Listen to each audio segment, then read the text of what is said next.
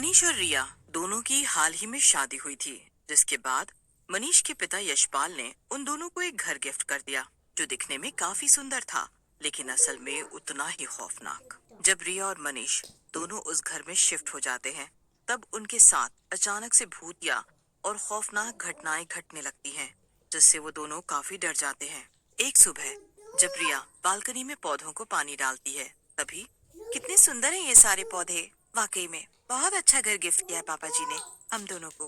मैं तो इस बालकनी में और ढेर सारे सुंदर सुंदर पौधे लगाऊंगी।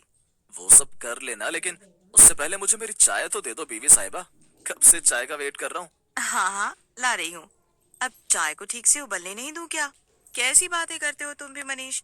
चाय ठीक से उबलेगी तभी तो उसमें डाले गए अदरक और इलायची का स्वाद आएगा। लेकिन जब रिया रसोई में चाय को देखने जाती है, तभी वो चाय को पूरी तरह काली हुई देखकर हैरान रह जाती है। अरे ये क्या, ये चाय अचानक से काली कैसे हो गई? मैंने तो इसमें दूध डाला था। नहीं रिया, दूध डालने के बाद चाय का रंग बदल जाता है। लगता है तुम दूध डालना भूल गई होगी। नहीं मनीष, मेरा यकीन करो, मैंने दूध डाला था, फिर भी ये चाय काली हो गई। अब कोई बात नहीं, इस पर बहस मत करो अब, और जल्दी से चाय और टोस्ट दे दो, बहुत भूख लगी है। ठीक है मनीष, मैं अभी इसमें और दूध डालती हूँ। रिया उस काली चाय में दूध डालकर मनीष को दे देती है। मनीष के आने के बाद जब वो दोपहर को थोड़ी देर के लिए सो जाती है, तभी अचानक से वहाँ कुछ लोगों की डरावनी हंसी की आवाजें आने लगती हैं, और उन आवाजों से रिया उठ जाती है। ये ये आवाजें, ये अजीब और स्कैरी आवाजें कहाँ से आ रही हैं? क्या हो रहा है बाहर? रिया उठकर बाहर जाती है। तभी वो घर के गार्डन एरिया में एक आदमी को देखती है, जिसकी पीठ रिया की तरफ होती है। कौन कौन है वहाँ? अरे जवाब दो, मैंने पूछा कौन है वहाँ? वो आदमी रिया की बातों का जवाब ही नहीं देता है, जिस कारण रिया बहुत घबरा जाती है। उनका घर एकदम सुनसान इलाके में होता है, इसीलिए आस पड़ोस में कोई भी नहीं होता। रिया हिम्मत जुटाते हुए उस आदमी की तरफ बढ़ती है, और जब वो उसके आगे जाती है, तब वो देखती है कि उस आदमी का चेहरा ही नहीं है। ये खौफनाक दृश्य देख रिया का कलेजा कांप उठता है। रिया अपने कमरे में दौड़ती है, और तभी अचानक से वहाँ पर मनीष आ जाता है। रिया, क्या हुआ तुम्हें रिया? इतनी इतनी कांप क्यों रही हो तुम? मनीष, मनीष, वो बाहर मैंने मैंने वो क्या रिया? अभी अभी मैंने बाहर एक आदमी देखा, जिसका कोई चेहरा ही नहीं था, ना आंखें, ना नाक, ना मुंह। क्या ये तुम कैसे बेसर पैर की बातें कर रही हो रिया? अरे अभी अभी मैं आया हूँ, मुझे हमारे घर के बाहर या आसपास कोई नहीं दिखा। तुम भी ना बहुत ज्यादा हॉरर मूवीज देखने का नतीजा यही होगा। नहीं मनीष, ये सब हॉरर मूवीज देखने का नतीजा नहीं है, मेरा विश्वास करो। मैं झूठ क्यों बोलूंगी तुमसे? रिया, ये सब तुम्हारा वहम है और कुछ नहीं। हमारे सुंदर से घर को अपनी फालतू की वहमी बातों से एक खौफनाक घर मत बनाओ, समझे तुम? मैं यहाँ मेरी फाइल लेने आया था, जो मैं भूल गया था। अब इसे लेकर जा रहा हूँ, अपना ख्याल रखना। लेकिन मनीष, मनीष चला जाता है, और रिया अपने कमरे में ही बैठी रहती है। 2 से 3 दिनों तक उसे बहुत डर लगता है, लेकिन बाद में हिम्मत जुटाकर वो अपने काम को करने लगती है। एक दिन, अरे ये बालकनी में मैं रोज पानी डालती हूँ, फिर भी ये फूल रोज मुरझा क्यों जाते हैं? आखिर माजरा क्या है? मुझे तो कुछ समझ ही नहीं आता। खैर, मनीष ने कहा है मुझे ज्यादा दिमाग के घोड़े नहीं दौड़ाने हैं। अगर मैं ज्यादा सोचने लगी तो फिर कोई पखेड़ा खड़ा कर दूंगी। फूलों के मुरझाने की बात को रिया यूं ही इग्नोर कर देती है। फिर एक दिन रिया और मनीष एक काम वाली बाई को काम पर रखते हैं, जो उनके सारे काम संभालने लगती है। उसका नाम उषा होता है। उषा, चलो काम से ब्रेक ले लो, मैंने पकौड़े बनाए हैं, अब हम पकौड़े खाएंगे। लेकिन मैम साहब, मैं कैसे? अरे मैं कैसे का क्या मतलब? तुम यहाँ की काम वाली नहीं हो, तुम हमारे घर की एक सदस्य जैसी ही हो, इसलिए अब रोजाना तुम यहाँ पर हमारे साथ ही खाना खाया करोगी, समझी तुम? ठीक है मैम साहब। मैम साहब, आप और साहब बहुत अच्छे हैं। तुम भी तो बहुत अच्छी हो उषा, बहुत मेहनती और ईमानदार हो। एक दिन सफाई करते समय अचानक से उषा को स्टोर रूम के कमरे की अलमारी में एक स्केलेटन लटका हुआ दिखता है, और वो उसे देखकर बहुत ज्यादा घबरा जाती है। अरे ये क्या, यहाँ पर ये कंकाल कैसे? मैम साहब, अरे मैम साहब। अरे क्या हुआ उषा? मैम साहब, अंदर के कमरे में एक कंकाल है। क्या?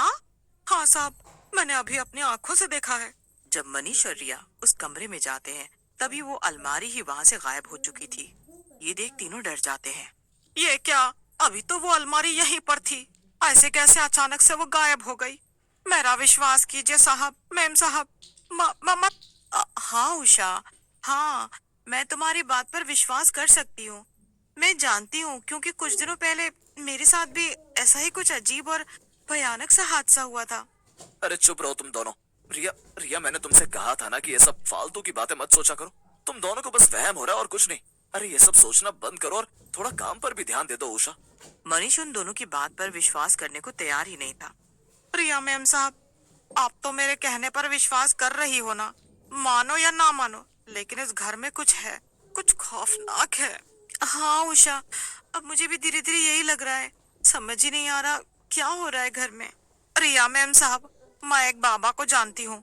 हम दोनों वहां पर जाएंगे और उनसे बात करेंगे। हाँ उषा, सही कहा तुमने। हम दोनों बाबा के पास ही जाएंगे और अब बाबा ही हमारी मदद कर पाएंगे।